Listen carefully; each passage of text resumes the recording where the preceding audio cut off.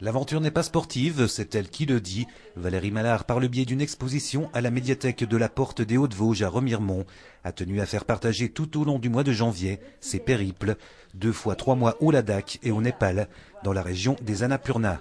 Comme sur ces images face à des élèves de CM1 et CM2 de l'école Saint-Romaric de Remiremont, le besoin de transmettre est ancré en elle, presque comme une obligation. Cette année, je ne pouvais pas faire sans. Le cadeau était trop énorme. Et j'ai envie de le faire partager à tous ceux qui le voulaient bien, les petits comme aujourd'hui, les plus grands et tout le monde, avec beaucoup de plaisir. Comment vous êtes retrouvée là-bas?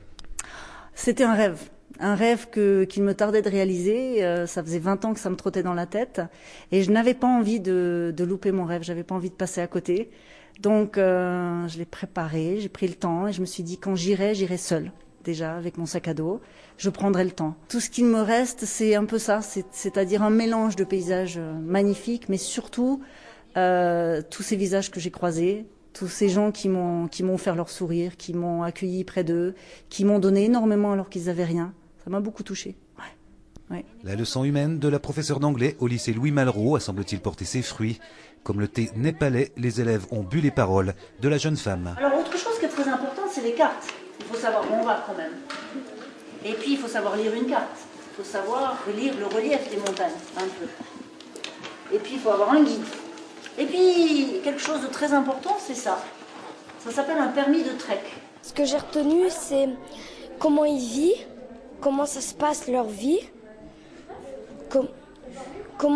quels sont leurs plats préférés, qu'est-ce qu'ils mangent, comment leur vie se déroule, comment ils vont à l'école. Tu pourrais vivre là-bas, toi? Oui, ça dépend comment, où je suis, dans quel pays. Je vivrai plus au Népal que dans l'autre pays. Le dalpat,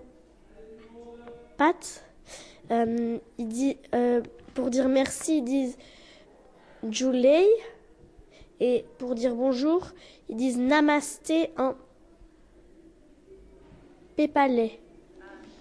La belle aventure va se poursuivre pour Valérie Mallard. Sous réserve d'obtention de visa, elle va accueillir 2 de ses nouvelles amies népalaises au mois de juin pour un tour de France. Elle-même repartira 3 mois l'été prochain.